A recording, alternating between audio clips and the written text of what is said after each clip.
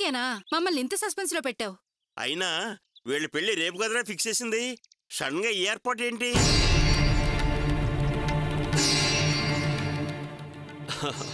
Dad, యాక్చువల్గా పెళ్లి రేపే జరగాల్సింది, కానీ రేపు నాకు అర్జెంట్గా మీటింగ్ ఉండడం వల్ల రేపు జరగాల్సిన పెళ్లి ఈ రోజుకు మార్చా.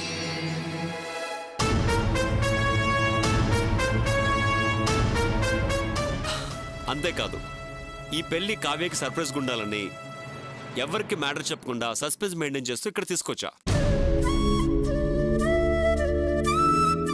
Mister Shankar, is everything is ready? Sir అంతా రెడీ సార్, మీరు తాళిబొట్టిస్తే పెళ్లి జరిపించడమే సార్.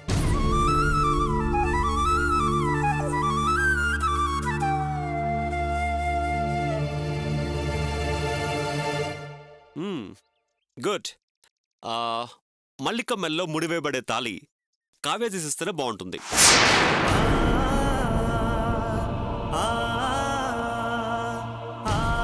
ఎందుకంటే మల్లిక లైఫ్ హ్యాపీగా ఉండాలని కావ్య చాలా రిస్క్ తీసుకుంది. సో కావ్య, నువ్వు తీసిస్తేనే బాగుంటుంది. Just go head.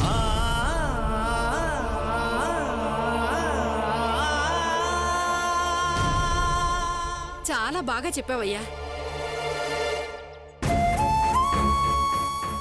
కావ్య మల్లికకు పెళ్లి చేయాలని చాలా ఆశపడింది. అమ్మా కావ్య, నువ్వు నీ చేత్తో తాళి తీసివమ్మా. Come on, do it. నీ చేతులతో తాళి తీసివ్వు.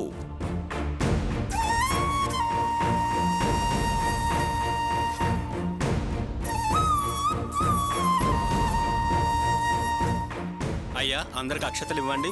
ఓం దేవీం వాచమధనియంత దేవాస్తాం విశ్వరూపావదంతీం స్థానామంద్రేషు ముర్జంతహార ఆధనుర్వాగస్మానపదశ్రుదేతుం అయమూర్త సుముహూర్తాస్తు.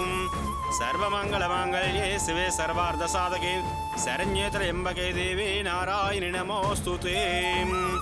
తదేవ లగ్నం సుదినం తదేవ తారాబలం చంద్రబలం తదేవ విద్యాబలం దేవలం తదేవ లక్ష్మీపతే త్రయంగ్రేగం స్వరామి. యత్ర యోగేశ్వర కృష్ణ ఓం యత్ర వార్దో ధనుర్ద్రః తత్ర స్త్రీవిద్యార్భూతి ధ్రువాణితిర్మతిర్మమ శ్రుతే సకల కళ్యాణం భాజనం యత్ర దాయతే శుభలగ్న సావధానం సర్వమంగళమాంగళ్యే శివే సర్వార్ధ సాధకే. బాబు లేచి నిలుచుని అమ్మాయి మెల్లో 3 ముళ్ళు వేయండి.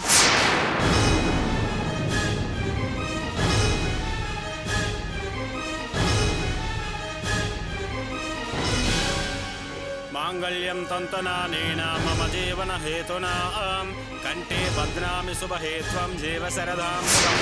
మాంగళ్యధారణ అయమూర్త సుముహూర్తస్తు. శుభలగ్న సావధానం శ్రీలక్ష్మీనారాయణ సావధానం అయమూర్త సుముహూర్తస్తు. శతమానం భవతి శతాయు పురుషః సుతేంద్రియే ఆయుష్యేవేంద్రియే ప్రతిష్టతి.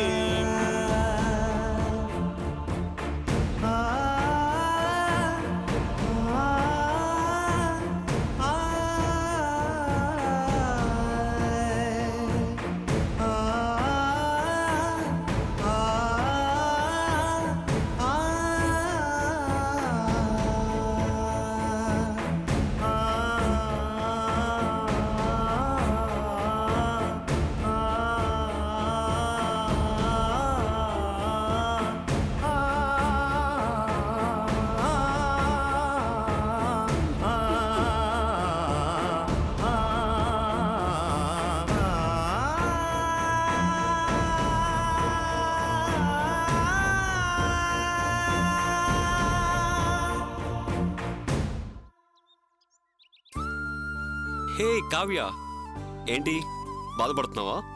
హే, నువ్వెందుకు బాధపడుతున్నావో నాకు తెలుసు. నువ్వు మల్లిక నాకిచ్చి పెళ్లి చేసి మన ఇంటికి తీసుకురావాలనుకున్నావు. నువ్వు ఇన్ని రోజులు కష్టపడి చేసిన ప్లాన్, ఆలోచన నాకన్నీ నిన్న రాత్రి తెలిసాయి. అందుకనే సడన్గా ప్రోగ్రాం మార్చాను. అయితే ఇప్పుడేమైంది కావ్య? నువ్వు అనుకున్నట్టే మల్లికకి మంచి జీవితం లభిస్తుంది. Gautam is a nice guy. అతను చాలా మంచివాడు. మల్లిక చాలా హ్యాపీగా ఉంటుంది లైఫ్లో. చూడు కావ్య, ఇదంతా చూస్తుంటే నీకేమనిపిస్తుంది? ఫైనల్గా నువ్వే గెలిచినట్టు. It's your game Kavya. ఏంటి అలా చూస్తున్నావు? ఇదంతా నాకెలా తెలిసిందని ఆశ్చర్యపోతున్నావా?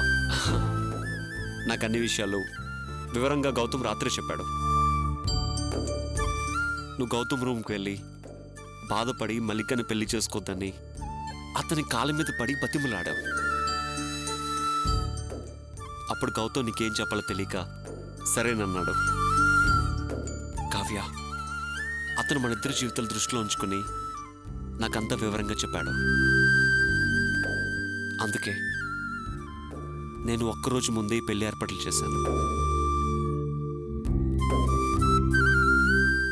చూడు కావ్య,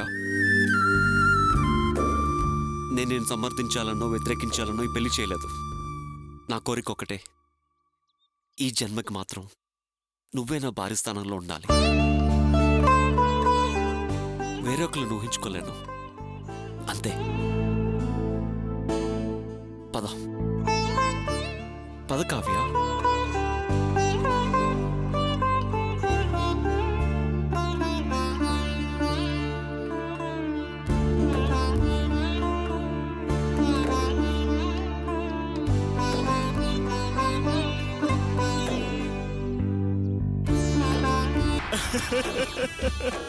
ఒరే కృష్ణ, మీ అమ్మకి చెల్లాకి ఏం సమాధానం చెప్పాలరా? ఏం సమాధానం చెప్పాలరా?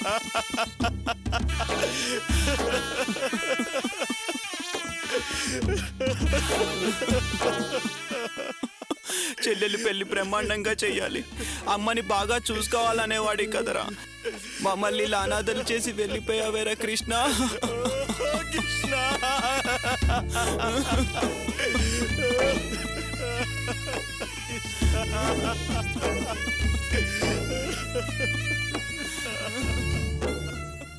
ఏంటి, ఏం చేస్తున్నారు వాళ్ళు? వాళ్ళు నిన్నటి నుంచి ఏడుస్తూనే ఉన్నారమ్మా. రాత్రి భాను భోజనం ఇచ్చినా తీసుకోలేదమ్మా, అలా ఏడుస్తూనే ఉన్నారు.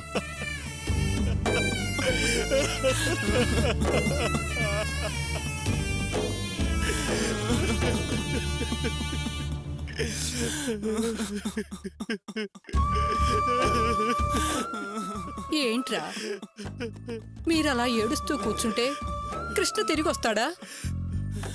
ఆ భగవంతుడు వాడి ఆయుష్ను అంతవరకే రాశాడు.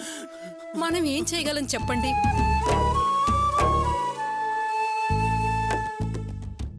వాడు రాత్రి పగలు కష్టపడి మమ్మల్ని పోషించాడమ్మా, కానీ మేము వాడిని కాపాడుకోలేకపోయామమ్మా, కాపాడుకోలేకపోయా.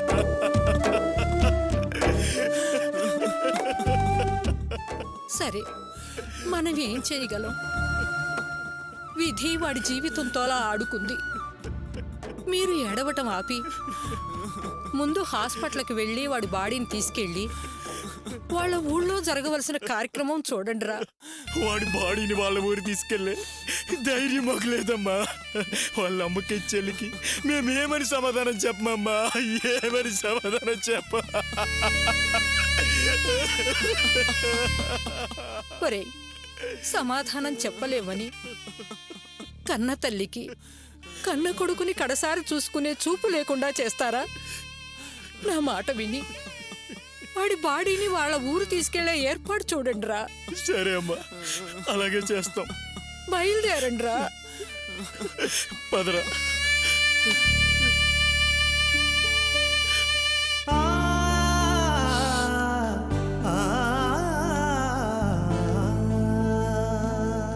ఒరేయ్, ఆగండిరా. ఒరేయ్, మీ దగ్గర డబ్బులున్నాయా? 450 రూపాయలు ఉన్నాయమ్మా. ఏంట్రా, 450 రూపాయలతో బాడీని బస్సులో తీసుకువెళ్తారా? కారున్నా ఏర్పాటు చేయొచ్చు కదరా. అక్కడికి వెళ్ళాక వాళ్ళ దగ్గర తీసుకునిస్తామమ్మా. ఏంట్రా మీరనేది? కృష్ణ నెలలా పంపే డబ్బు మీదనే కదరా వాళ్ళు ఆధారపడి బ్రతికేది. వాళ్ళెక్కడి నుంచి తెచ్చిస్తారా? ఇదిగో 5,000 ఉన్నాయి, తీసుకోండి. తీసుకోరా.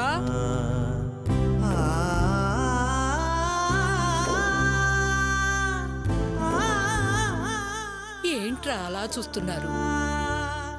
నాకు డబ్బు వసూలు చేయటమే కాదు, సమయము సందర్భాన్ని బట్టి ఖర్చు చేయటం కూడా తెలుసు. నాకు కూడా జాలి దయ అనేవి ఉన్నాయిరా. నాకు కాటికి పోయే కాలం వచ్చింది. మీరు నన్ను తీసుకువెళతారనుకున్నాను, కానీ కాలం వాణ్ణి కాటేసింది. వెళ్ళండ్రా.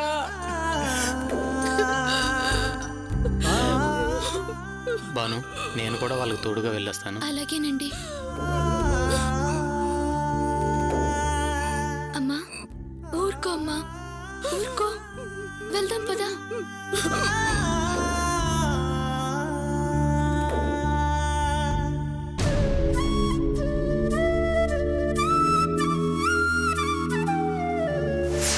సారీ సార్, అతన్ని జామీన్ మీద వదలటం కుదరదు. అతని మీద కిడ్నాపు, మర్డరు, శవాన్ని మాయించేయాలన్న 3 కేసులున్నాయి.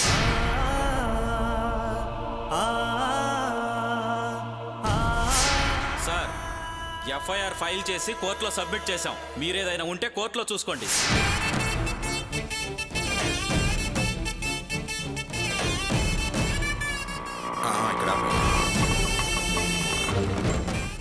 అర్చన,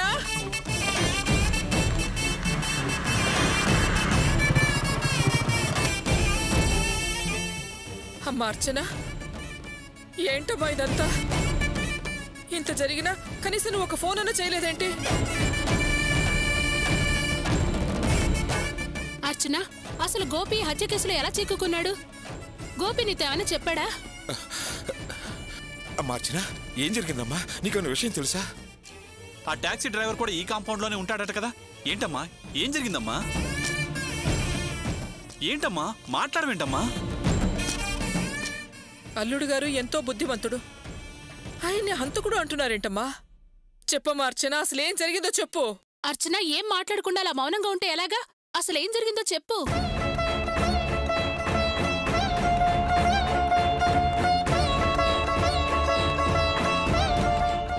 అర్చన, ఏమిటమ్మా ఇది? బావగారు, మన గోపి హత్య చేస్తాడా? కళ్ళ కూడా ఎవరికి ఏ అపకారం చేయని గోపి ఇలా చేశాడు అనడానికి వాళ్ళకు నోరెలా వచ్చిందండి?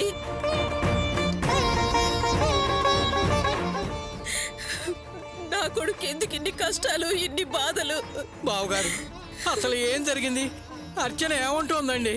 మాకు ఏ విషయం తెలియదండి. అర్చన కూడా ఏమీ చెప్పటం లేదు. జయంతికి వాళ్ళ అన్నయ్య ఫోన్ చేసి విషయం చెప్పాడు. అది విని పరిగెత్తుకుని వచ్చాం. ఏంటమ్మా అర్చన అంటే ఏమీ చెప్పడం లేదు. అమ్మా, మీరంతా ఒక దగ్గరే ఉండేవాళ్ళు కదా, అసలు ఏం జరిగిందో నువ్వైనా చెప్పు తల్లి. ఏం జరిగిందో అసలెవరికీ సరిగ్గా తెలీదు. కృష్ణ కనిపించట్లేదని అందరం వెతుకుతున్నాం. అప్పుడే మాకు కృష్ణ ప్రేమ వ్యవహారం తెలిసింది. ఆ విషయంగానే మాధవరావు అనే అతను అతని ఫ్రెండ్ కూతురు కోసం కృష్ణ అతని ఫ్రెండ్ వాళ్ళ కూతుర్ని ప్రేమించాడని, అతనే దాచిపెట్టాడని గోపి అన్నయ్యకి తెలిసింది. వెంటనే అన్నయ్య ఆ మాధవరావుని కలవడానికి వెళ్ళాడు.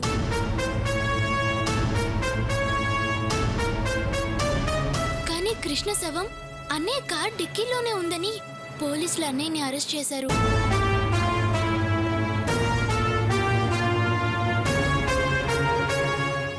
నిజంగా జరిగిందేంటో ఎవ్వరికీ తెలీదు. ఇంకా తెలియకపోవటం ఏమిటమ్మా? దీనికంతటికీ కారణం ఆ మాధవరావు గాడే. వాడేదో మాయ చేసి గోపిని కేసులో ఇరికిచ్చాడు. ఏమిటి బావగారు మీరు అనేది? అవునండి. ఎప్పుడైతే ఆ వాసుగాడు వాళ్ళ అమ్మాయి మెళ్ళో తాళి కట్టాడో అప్పటి నుంచి మా కుటుంబం మీద పగ పెంచుకున్నాడు.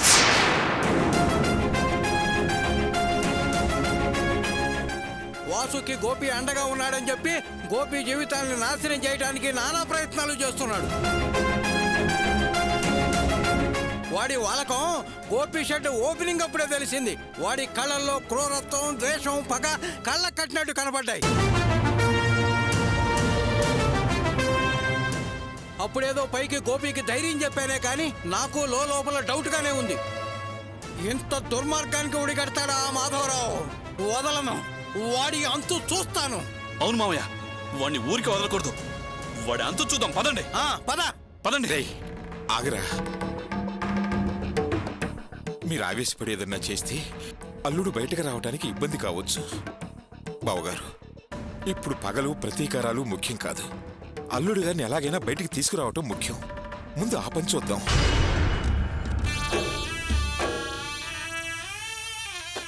ఏంటక్క, యువతలంత అన్యాయం జరిగితే నువ్వేం మాట్లాడకుండా ఇలా మౌనంగా ఉంటే ఎలా? బావ నీతో ఏదైనా చెప్పాడా? చెప్పక్క. దయచేసి నన్ను ఎవరో ఏం అడగండి.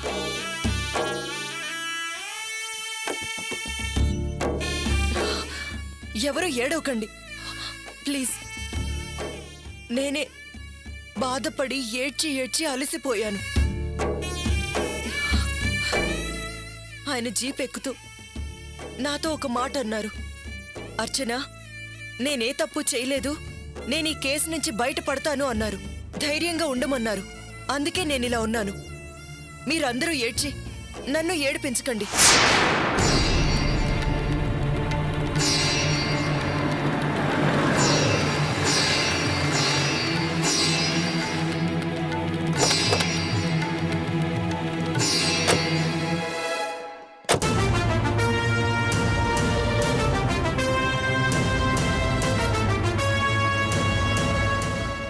అర్చన గారు, కృష్ణ హత్యకు సంబంధించిన విచారణలో భాగంగా గోపి షెడ్ను వెతకాల్సి ఉంది.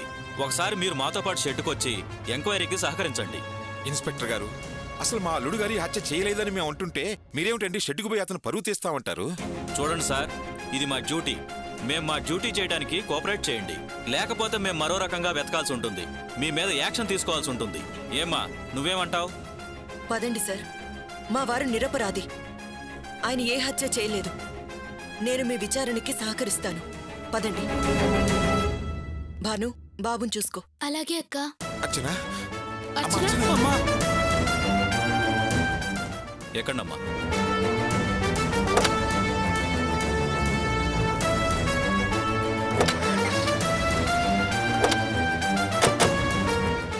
అర్చన,